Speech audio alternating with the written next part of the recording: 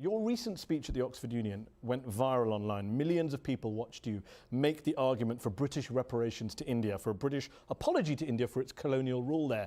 Let's have a watch. The ability to acknowledge a wrong that has been done, to simply say sorry, will go a far, far, far longer way than some percentage of GDP in the form of aid. Powerful words there by you, which won the day in that debate. Don't you worry, though, that one day, in the years to come, an independent Kashmir may ask India for similar reparations and a similar apology based on the same line of argument you advanced there, based on the fact that the Indian government, the Indian armed forces, wreaked violence, havoc, destruction in Jammu and Kashmir in recent decades? I think purely on the specific economic argument that I talked about, how the British depredations deprived India economically, I think you will find that the contribution of the rest of India to the state of Kashmir economically vastly, vastly outstrips anything else. So the economic argument for reparations would never apply. Secondly, as far as the wrongs that have been committed in Kashmir, Indians have been the first to acknowledge them, to take action. As a democracy, we have tried. Human rights groups do not agree with you at all on that. Amnesty publishes report after report saying soldiers in India have impunity in Kashmir. Impunity there is the word have been court-martials, jailings, convictions. Military trials, no civilian trials of soldiers or police officers. No, there have been civilian trials of police officers, absolutely. There are policemen in jail today. Amnesty International says, to date, not a single member of the security forces deployed in Jammu and Kashmir over the past 25 years has been tried for human rights violation in a civilian court. Well, there have been court-martials, but it depends on how they define security forces. The police, who are the Jammu and Kashmir police, when they've been guilty of atrocities, they have been tried. Well, how do we know about atrocities? More than 96% of all complaints brought against the army in Indian-administered Kashmir have been dismissed as false and baseless by the army. How convenient. Well, you know, the fact is that some of these complaints are probably indeed baseless. But the fact is that those complaints that had a basis have been taken up and taken. So when people say there have been hundreds of cases of torture and deaths, thousands of cases of sexual assault, you're saying all of the soldiers and police officers involved in that have been prosecuted? Well, I don't know that they've all been prosecuted. They have been exemplary prosecutions. You were External Affairs Minister. But when you were in government, what did you do to hold Indian armed forces to account for the violence and chaos in Jammu and Kashmir? I have informally had contacts with the Home Ministry about some of the concerns that were brought to me by human rights groups that I've been in touch with.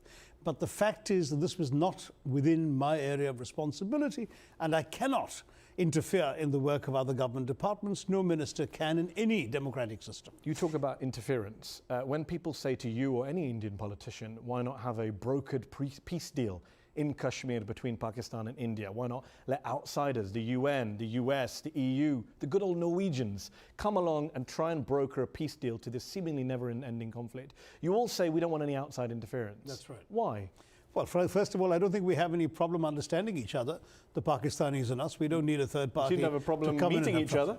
Well, as far as we're concerned, if terrorism were to stop, we can talk about everything. Don't forget there have been talks about Kashmir as recently as during the governments of Prime Minister Manmohan Singh and General Musharraf in Pakistan. Given 68 years later, your two countries still can't sort this problem out on their own, why not have outside involvement? You clearly are not able to do it on your own. Because the fundamental problem in the fundamental problem in the India-Pakistan relationship is not Kashmir. It is the nature of the Pakistani state. You think it's not Kashmir. Well, they say it is Kashmir. Well, so why should I do something I don't believe in? I'm telling you it's not Kashmir. I'm telling you it's got to do. So how does this end? How does this end, Shashi? It only ends when Pakistan stops being the kind of state it is, where the military, to justify its disproportionate share of its own country's assets, budget and GDP, foments hostility on both sides of its borders, both in India and in Afghanistan, to justify its disproportionate We just talked about the Indian Army's fomenting of hostilities. How many people, innocent people, have been killed in Kashmir and framed as militants? Unfortunately, these tragedies have occurred because the Indian security forces have been deployed to protect against terrorism and militancy coming from the Pakistani side. You know and I know, in the 1980s, you were a UN diplomat, you weren't an Indian politician, you knew very well that the reason the Indian armed forces went into Kashmir was because of fraud in elections, because of people objecting to rule from Delhi and about election results. It didn't start with terrorism. But the terrorism came very soon after those disputed elections, and when it came, the security forces come in. Look, these are young people who are fearing for their lives. But the rest They of the have world therefore is seeing been two excesses. nuclear powers on the brink. Shouldn't we all be worried? I hope not, because so far, despite so many flashpoints, it has never come to that. The Pakistanis seem to prefer a strategy, to use one of their own expressions, of bleeding India to death by 1,000 cuts. And India, in turn, has managed a strategy of resisting terror without resorting to war. But it has not been a happy situation, I think, for Many would say you've anyone been involved. bleeding Kashmir with more than cuts.